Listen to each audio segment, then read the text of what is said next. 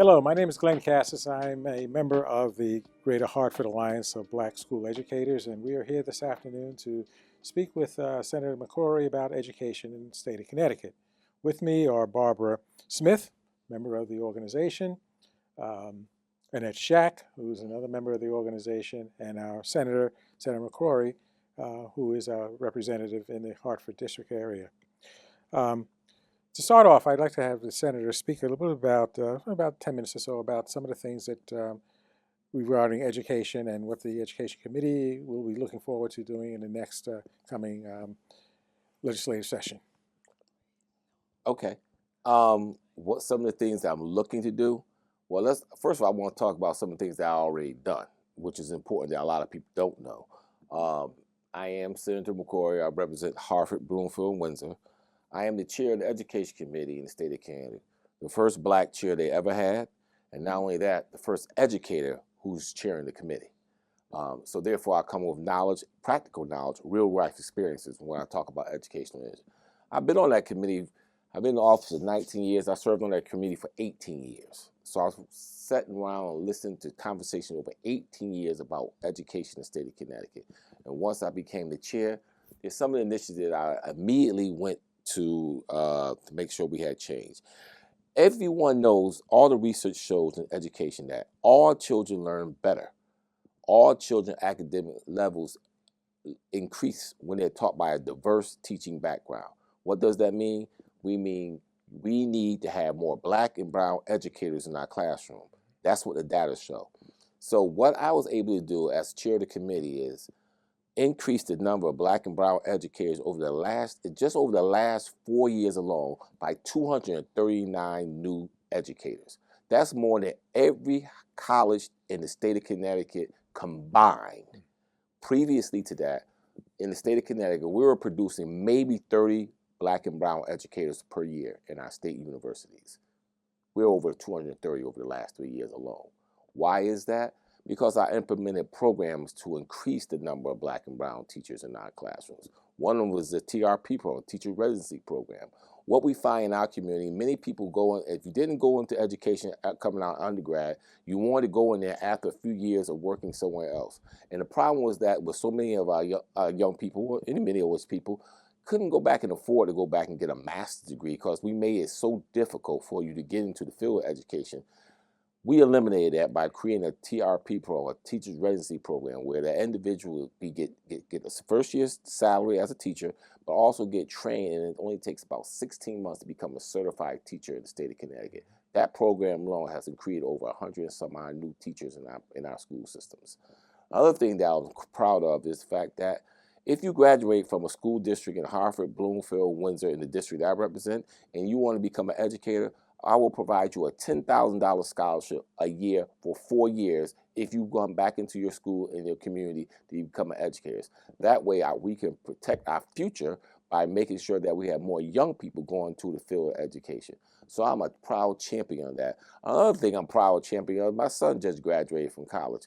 And I'm glad to say that I hope I did influence to the point that now he's going to become an educator.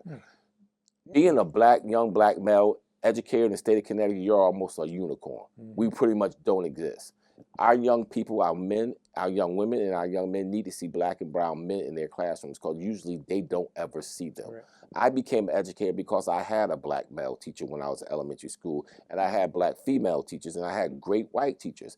Because I had that diverse teaching population, it encouraged me to go into the field of education. So those are some of the things that I were able to accomplish in my position as the chair of the committee.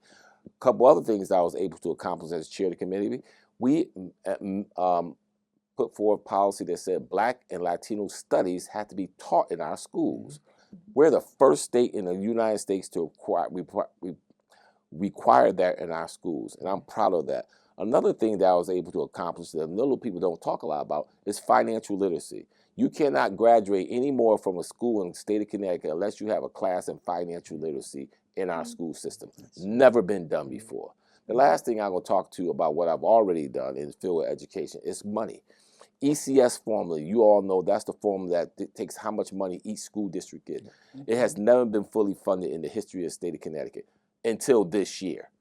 That was 150 more additional dollars we put into education. Why? Because you had an advocate who understood education, who's the chair of the committee, who has the relationship to go into the governor's office and explain to them why this is important. So those are some of the things that I already accomplished in my position as a chair of the education committee. As I move forward, I'm going to continue to advocate for those issues and also focus on some other things that's very important. Mental health for our children. Coming off of coming off of COVID, you're dealing with a different child in our classrooms. This is a totally new experience for all our educators. I got 34 years in the system, and I know in the past 2 or 3 years, the child that you have in our classrooms is different from any child that you've seen before. So our teachers have to be prepared to deal with those children. We passed legislation around social and emotional learning to make sure they understand the type of child you're working with as we move forward in the 21st century. So those are some of the things I'm proud of. I want to focus on coding as we move forward. I think that's the next language that our kids need to learn and know when they leave our schools. Other school districts, wealthier school districts, are teaching their children that. We don't have that opportunity in many of our school districts. But when we pass policy at the state level, everyone gets those opportunities. So those are some of the things that I'm proud of, that as a chair of the education committee, that I look forward to continue doing as we move forward. Great. I'd like to ask Barbara to talk a little bit about what GNASP does and how that perhaps interfaces with what you're doing in terms of the state and what the education committee is doing. Okay. So GNAPSI is an affiliate of the National Alliance of Black School Educators. It was officially chartered, our affiliate was officially chartered in February 12th in 2000 under the leadership of the late Lou Irvin, a Connecticut educator. Manchester. Yeah. Okay. Our mission is promote and facilitate the education of all students, Black and brown students in particular, and to create a forum for the exchange of ideas and strategies, and to identify and develop Black and brown professionals who will assume leadership positions in education. And also, we'd like to influence public policy concerning the education of Black and brown students. Okay. The Greater Hartford Alliance of Black School Educators, formerly known as the Greater New England Alliance of Black School Educators, is comprised of individuals representing numerous educational fields, such as those in CREC, former and present superintendents, elementary, middle, and high school educators, higher educators, and private school personnel, administrators, parents, and students. GAHPSI has tried to accomplish its mission with 3 major initiatives, in addition to others. The first is through the Lou Irvin Educational Award. We're seeking to further the higher education opportunities among qualified juniors and seniors of color who are residents of Connecticut and have been accepted into an accredited school of education. It's our desire that through this financial assistance, young people who might not otherwise have been afforded the opportunity might gain advanced educational training. Awards have been given to deserving students for more than 20 years. Our second major initiative has to provide a platform for the exchange of ideas and strategies, as well as improve educational opportunities. We have achieved this through our hosting of conferences, seminars, webinars, workshops, and meetings over the past 11 years to address the often omitted policies and needs of education, of educators, and minority students in the public schools. We try to provide platforms for exchange of ideas, such as our conversation today with Senator McCrory, our forum earlier this year that enabled diverse high school students to share their experiences and views on our educational system, as well as by organizing a book signing for one of our scholarship recipients who recently published a book of young adult fiction.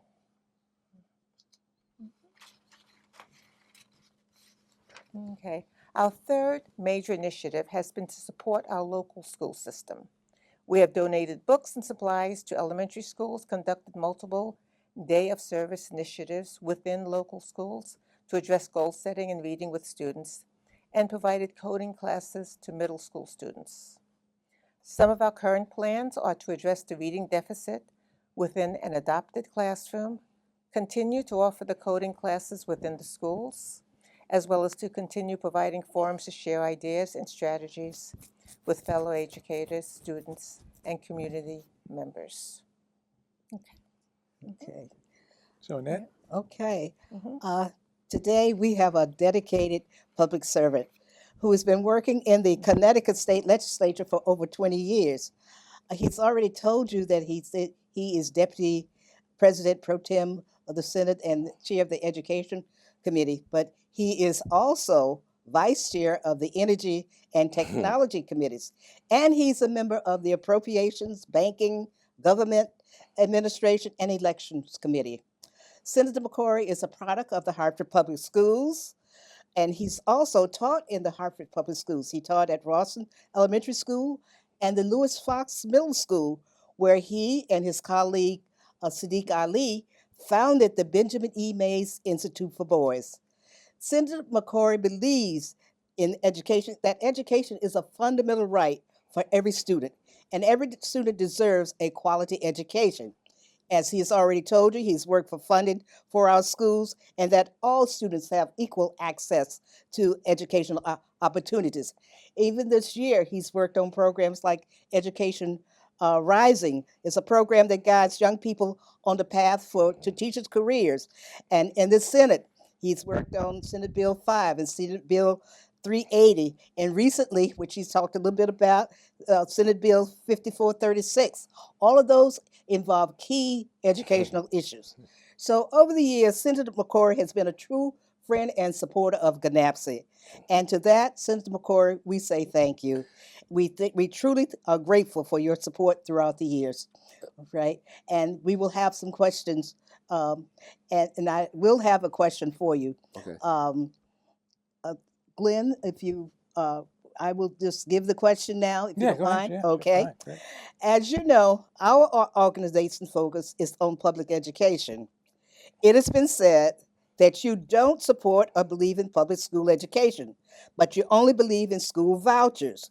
Can you explain this in view of all the monies that this year that you have brought into public education? Absolutely. First of all, I want to thank GNAPSI for putting this together, but more importantly, I get a lot of questions asked, right? But your organization, you guys did your homework, and you really found out what I actually do by identifying those bill numbers and what those bills actually did. I want to thank you guys for actually doing your homework and knowing your facts, because many times people come to you, ask questions, they have no idea what they're talking about, but you guys did your research. In regards to public education, I'm a product of public education. I believe in public education. There's only, if it wasn't for the history, if you want to go back to the history of public education in this country, if it wasn't for black people, you wouldn't have free public education in this country. After the Civil War, it was black folks and poor white folks who got together in South Carolina, states like that, to fight for public education, because only wealthy landowners got their children educated. So it was on the backs of your ancestors and others who believed that all children should have a public education. That's the reason why we have public education in this country. The second part of that is, there's a conversation about vouchers. We don't have vouchers in the state of Connecticut. There's no voucher program in the state of Connecticut, period. So whoever brought that idea up, they don't know what they're talking about. We don't have a voucher program. I believe in public school education.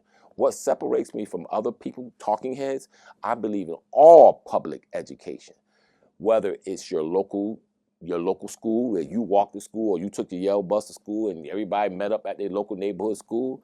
I believe in that. That's what I experienced from K through 8. I went to Annie Fisher School. I'll tell you right now, best school in the city of Hartford ever, hands down, best quality education. From there, I transitioned to Fox Middle School. So I believe in your traditional public schools. I believe in magnet schools, which is a function of the Chef versus O'Neill case. I'm sure you all know the reason why we have magnet schools is because of the lawsuit with Chef versus O'Neill. And you know why we had a lawsuit for Chef versus O'Neill is because in Connecticut, after the Brown versus Board education ruling in 1954, Connecticut did nothing to integrate their school systems. Let's be honest of what this really looked like. After 1954, we required everybody in the South to do it, but in Connecticut, we never did anything. So if you lived in Connecticut in 1954, you, and anybody else, you went to a segregated school, and you went to a segregated school all the way up until 1992 when it was required to make magnet schools. Another piece of that legislation when we had the Chef versus case was The state said you have to provide other forms of public school options for children. And that's where the charter school movement came into place, where if something wasn't working in your local neighborhood school, if you were going to a local neighborhood school, I say XYZ school, I can call out names because I got all the data, and that school has not properly educated your child for over the past 35 years, and there are many of them, not just in Hartford, but all the state, they create a program where you can send your child to a charter school. So I believe children should have that choice. Also, technical schools are public schools, and I believe we have Prince Techs and all those vinyl techs are very important for parents to have options. Another program that many of you might be familiar with is what we call Project Concern back in the day, where if you lived in specifically Project Concern was targeted to the north end of Hartford. Because when Project Concern was really started, guess where you can go to, where they say you can get a better quality education? To the south end of Hartford. So after sixth grade, some of my friends left me and went to Naylor. And I'm like, why y'all even go there? Because for Project Concern at the time, you can go over there and they say you can get a better quality education. And we know Project Concern where you're getting bussed out. Now they call it choice program. So that's another function of public school education. So I believe in supporting all four of them. I don't believe in pitting our families against one another just because a mom or a dad say, I'm going to try this magnet school option, or I'm going to try this technical school option, I'm going to try this charter school option, or I'm going to just try this neighborhood option. I think the wrong thing the conversation we're having is pointing families against each other because they want to choose what's best for their child. I think parents do everything possible they can do so the children can have a quality education, and they have the right to choose which vehicle they're going to use. Because if you do this, and if you don't do that, you know what we'll do if you put your child in a school district that's not yours? We'll put you in jail. We have laws that prevent you from putting your child in another school district that's not yours. We'll put you in jail for that. So I'm an advocate for true public education. You spoke. I hope that explains that to everyone out there who will listen, or more importantly, who want to really know the facts. You spoke about state funding of school districts and how the formula has been been going on for decades and trying to clear that up. Where are we right now as far as that's concerned? Good. For the first time in history, when we start legislative session next year, the ECS formula will be fully funded for the first time. What that means, the state's obligation to each school district, they will meet their needs at the state level for what they're responsible for. For every district will get the right amount of money, the exact amount of money, and it's based on income and need for every school district in the state of Connecticut for the first time ever. That's how that's where we are. Now, on top of that, you all know that the local municipality is supposed to add their percentage to education also. But for the state level, for the last 6 years, we have increased funding to every school district over the last 6 years in the state of Connecticut. Will that be sustained throughout the period of time, or is As long as I'm there, it's going to be there because I'm an advocate for it. Okay. No sunset or anything like that? No sunset. Okay. Good. Okay. I think another question is that the Education Committee, what are they going to focus on for 24-25? Wow, that's a good question. So, that's a good question because most people think that, all these ideas just come from me, from the top. It doesn't. I get my ideas from the people in the communities. I get my ideas from parents. I get my ideas from educators. I get my ideas from colleagues. But I also look at data, and I look at what's important. And I think what we will continue to focus on is a piece of legislation that it's funny, a lot of educators not talk, the right to read bill. We have a reading issue in the state of Connecticut. Yes. Do you realize there is not one school district in the state of Connecticut where 80% of their kids in third grade can read on grade level? Not one. Not one? Not even our wealthiest school district. Not one. That's a problem, a huge problem. That's just not an urban problem. That's a huge problem. So one of the things that we did as a member of the Black and Puerto Rican caucus is we wanted to focus on reading. We want to make that an issue. So we passed the bill and met with a lot of resistance because a lot of school districts will look at their data and think that they're doing very well. But if you dig down deeper in their data, you will see that people that look like you and look like you and speak a number of languages are at the bottom of the well. So they might say 70% of our kids can read and write, but when I look at the data, I see only 20% of the black kids can read and write, and only 22% of the Hispanic kids can read and write. So what makes you a great school district if you're not accomplishing the needs of all our students? So we put this right to read bill so that our educators can be instructed on how to actually teach our kids how to read, because that's an art in within itself. So we make it a requirement that before you come out of a teacher prep program, you know how to teach kids how to read. And by doing that, we'll see a change in the educational levels, or at least at the reading level for all our children. Because we all know you can't learn how to read. You cannot learn anything if you don't know how to read. And that's a key in our community. So I'm going to continue to focus on making sure our children have the right to read. I want to focus on, like I said, coding. That's the next love language that our children need to know as we move forward in the 21st century environment. They have to be focused. They have to be computer literate. They have to understand technology and know how to use it. But more importantly, I need to teach teachers so they know how to use it. Absolutely. There you You go. know, with coding, our organization, we presented coding, introduced that at Martin Luther King School Yeah, this past spring. that's a So great, it was, that's a good and we thing. plan to focus on that again. Good, Okay. Yes. good. Okay. And in regards to Greater Hartford and NAPSI, I've been a member for years. Absolutely. Every time y'all call me to pay my dues, I'm gonna pay. But I've been around good NAPSI and great NAPSI for years. I used to go to their conferences. I'm telling you, they're some best brains in education. Some of the greatest minds in education when it comes to our community are at these conferences, and you will learn a great deal. I would encourage any educator out there, join this organization. It's worth your weight in gold, and make sure your school district support you if you want to go to those conferences. It's worth your weight in gold. Okay. Thank you.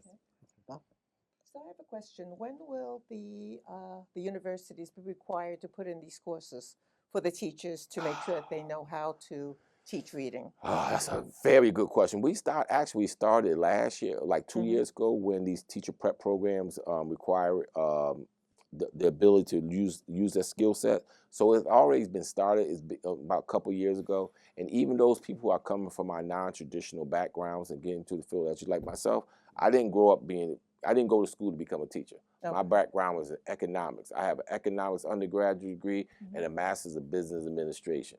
But I went back and got certified after 1 year working in the private sector because I knew that was not my life. That's not what I wanted to do. I went back in the middle school, Fox Middle School, right there on Blue Hills, Albany Avenue, where I used to be a student. I went back there when I was getting my master's degree in substitute taught, and I found I loved it. It was a calling. For a lot of educators, teaching is a calling. So I found that to be great, and I've been there ever since. I've been there for 34. I've been an educator for 34 years. Oh, okay. Just in the area of state funding again, as you know, districts like Hartford are having a real tough time meeting their budget needs coming up. What do you think can happen? What will the state be able to do to help districts like Hartford or Bridgeport or Waterbury and those places? Yeah, that's a very good question. One of you, about a few months ago, there was a big headline, 400 layoff positions like that. Yeah. You gotta be careful when you read these headlines and what you have a pie in the sky. This is what everything. If I can get everything I want, this is what it will be. And if I don't get it, then it looks like I'm losing 400 people. I personally have a relationship with the superintendent. We work together. She was a principal. I was assistant principal in the school for 4 years. So I know her, understand her commitment. We have since then, that has been eliminated. There is no 400 losses before. But one of the things the state did was commence a blue ribbon panel to help school districts like Hartford make sure they are using the dollars that they're getting, using it appropriately, so they have the supports in place for our children. So that blue ribbon committee will work hand in hand with the city of Hartford to focus some of the areas around financing. But also a bigger concern is, because of this Chef versus Neil case, the demographics in the state of Kevin has changed tremendously. It's not what it was 20 years ago when we had these issues. A lot of the outer ring communities outside of Hartford are just as diverse as the city of Hartford nowadays. So it's, at the end of the day, the reality is we don't have enough white students to come into these magnet schools and fill them no more. And therefore, they're losing spaces for kids who could go to them right in their neighborhood. The other reality is our school population is decreasing. And the reality is you're going to have some school closures, not just in Hartford, but in many areas. That's a conversation we need to really have and focus on. It might be a burden to some, but it's an opportunity to others to create opportunities that when you have this. And lastly, I want to say, 54% of the students in the state of Connecticut are black and brown now. There's children of color. 54% of them, okay? So that changes the conversation around education. That changes the conversation around funding. That's changed a whole lot of conversation. And I'm glad to be at the head of it, advocating for those who need it the most. Okay. All right.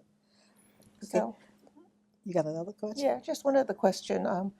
Some school districts don't have, reading is an important and essential skill that all the students have to have. Some schools or districts do not have reading consultants or specialized people to help teachers to implement the reading. Is that something that you have addressed or think about addressing? Again, that's why we need to make sure those, when they come out of these teacher prep programs, they have the skill sets to teach our children how to read. You don't have a lot. You're right. A lot of school districts, I would think that every school district will think that reading is important. I will hope that they think that is important. But the data shows we're slipping, and we're slipping at a fast rate. If we don't do something to turn this around, we're going to have there's 90,000 jobs out there they say in the state of Connecticut not filled. You won't be able to fill them if you don't have kids who know how to read, write, and interpret and think. So this crisis is bigger than what a lot of people want to talk about, but we have to make sure that these pre-service programs know how to educate our children, know what works for them, but more importantly, know how to get our kids to want to learn how to read. One of the things that I remember as a child at elementary school, our teachers wouldn't let us fail. They were not going to let us. They had the mentality, attitude, you're going to learn today. That's the mentality they had. We have to get back to that. If we get back to the mentality that you can't leave my classroom unless you understand this, then that will turn things around. So I think we need to provide opportunities for people who have like-minded ideas like that, who are not vested in special interest groups, who want the system to stay the same, because there's a lot of people who are comfortable with the system the way it is. I'm not one of those. So that's why I get met with resistance. Okay. And I'm saying it with a smile on my face.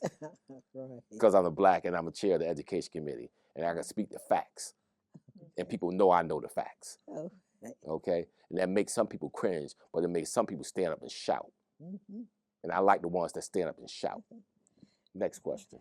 Being that you said that you have a motto on your site that says, lifting as we climb. Tell us a little bit about that. It means exactly what it says. Okay. As we continue to climb, we got to pull our hands back and lift the next person up. That's the mentality I was born. That's part of my DNA. That's part of what my mama and daddy, who came up here from Georgia looking for a better life, they understood that we all can move better. We all lift. As we lift, we continue to climb and support one another. And I've known that many of the educators in the Hartford school system that I've been around, they provide me a great environment to learn. I have some of the best teachers. I've had some of the best teachers personally, and I work with some of the best educators who are committed to making our children work. They were committed. The parent-teacher meeting wasn't on Wednesday in the third week of September. It was at church on Sunday when they saw your mama and saw your daddy in church. It was in the grocery store you had the PTO meeting, so they ain't have to show up for that meeting on the third Wednesday or every Friday, because that's the mentality. That's the type of environment that I was raised in, and that's the type of environment we need to get back to. Right. Lastly, again, we need more diversity in our school systems. And we have to encourage our children to want to become educators. They don't want to become educators because they see what the educators had to go through when they were younger. But I was inspired. Like I said, I had great teachers. I had teachers that put us in check. I had teachers that make us want to learn. I had teachers that gave me an opportunity to go to Washington, D.C., go to New York City to see plays. I love the theater because in fifth grade, Mr. Macklin at Annie Fisher School put us all on a bus and taught us and showed bubbling brown sugar. I remember seeing a playbill. I didn't know what that thing was, but when I was 10, I saw what a playbill looked like. So when I became 30, I was comfortable going to the theater because I had that experience. We need to give kids experiences that they traditionally would not have received. When I was in third grade and fourth grade and fifth grade, they had this program called The Pilot at Annie Fisher. You stayed with your same teacher for third grade, fourth grade, and fifth grade. Those teachers used to take us up to Maine. I seen a low tide and high tide because I saw it. I saw what low tide was. I saw what high tide was. Because our teachers brought us up there before the school year with the support of our parents to give us those experiences. And some of the things we talk about money, it don't always have to be money that you think that goes in somebody's pocketbook or go in somebody to pay utilities. The resources I want to bring to the school districts to give our kids experiences that they would never have before. I want our kids to go to the African American Museum in Washington, D.C. I think it should be a mandatory trip for every child before they leave school. I will support programs like that, but I'm not in support of doing it, giving money to systems that are always just doing the same thing over and over again and getting no better results. I have another question for you, maybe the last, I'm not sure. Mm-hmm. We consider education to be a lifelong experience, Yeah. okay? But oftentimes we kind of put a focus on students getting a college education or not at all. What's your feeling about that, being the chair of the education committee? Man, Where that's is a great education? question. Listen, it's a new day, folks.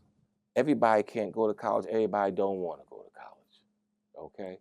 But you know what? One of the things I'm focused on as I go back, I should have talked about this earlier, is we need to put the trades back in our schools. We need to put the trades back in our traditional comprehensive high school. You know how difficult it is to find an electrician, a plumber, a carpenter nowadays, an auto mechanic? It's because we took the trades out back in the early 90s and put all computers in the school and took all the trades that our kids could have learned. Everybody couldn't and wouldn't go to Prince Tech. We need to put the trades back in our schools and give kids another option for life learning, but also a living wage. You can make $40 an hour. Don't you know right now electric boat, which is in Groton, Connecticut, they're all the way up in Hartford recruiting individuals to work at electric boat, paying them $40 an hour. That's a life that's you can create generational wealth for that. You can do that. We need to focus on our trades and also providing children entrepreneurial skills. I'm working in Bloomfield right now. They have a program right now. They're teaching kids how to be entrepreneurs in high school right now, and it's working. And then once they get out, it's up to people like myself to provide them ability to get access to capital so they can start their business and grow their business. So the reality is, in Connecticut, our community colleges are free. That's a piece of legislation we championed and passed. Think about that. You can go to your first 2 years of college paid for free. And then you could transition to a 4-year school. So those are the options that our parents have now because of the leadership with the person that understands education. Okay. I have one more question about the last bill that you passed, certification. Just what is that? What happens in certification? I know it's many tiers to it. It's supposed to ease the road to teachers being able to become teachers. Good question. So the reality is, I like talk. You know, I could talk about all this. The reality is, historically, Connecticut have put so many barriers in place so people that look like you and I can't become certified in the state of Connecticut, and they were unnecessary barriers. They say, "Oh, you got to pass this test. You got to pass that." There's no test that determine whether you can be a great educator or not. There's no test that I can have to pass to say, "Can I work with that parent? Can I work with that community?" So what we have done is not eliminate them. We still have those tests out there, but they will not stop you from getting certified like they have done years before. Now what we realize that we need educators, black, brown, and white ones, because a lot of kids aren't going in the education field. So all those people who fought me for years and years and years when I was on that committee saying, we got to do something about these fake tests that says if you pass it, you're going to be a good teacher. They finally realized we got to remove that barrier. So some of the pieces of legislation that we passed over the years is modifying, changing them requires it, but offering the same, making sure they still have the skill sets they need to be an educator. So it's not just pass or fail this test and you go in our classroom. Let me see what you can do. Let me see you working with our kids for a year. We create apprenticeship programs for teachers. I want, as a principal, I don't care if you can pass a test. I want, if I can get you for a whole year and work in my school for a whole year, and I can dictate and I can go in your classroom and evaluate you, that's a better way of determining whether you're a good teacher or not taking some tests. So we're eliminating those barriers and putting in infrastructure that really determine whether you're a good teacher or not. Okay. Thank you for coming. Okay. Thank you for this conversation. We really appreciate it, and we hope that we're looking forward to a very good legislative session next year, and certainly the impact that you have, all 44 members of your committee will really impact all the students and all the families in the state of Connecticut. I thank you for giving us the opportunity to have a real honest conversation about education in the state of Connecticut. Honestly, I've been in this position for a long time. I have not sat down with a group of educators who had honest, good questions about where we are in the state of Connecticut. And what I will do once I get back in office, if I'm elected, I'm going to have a public forum on the state of education in Connecticut. And I want GNAPSI to be at that forum speaking this truth to power, because I want to hear it. All right? I promise you that we're going to have a state of education conference or a hearing in the state of Connecticut. And I need to hear your voices in this area. All right? All right. Thank you. Thank you very much for having me. Thank you very much. All right.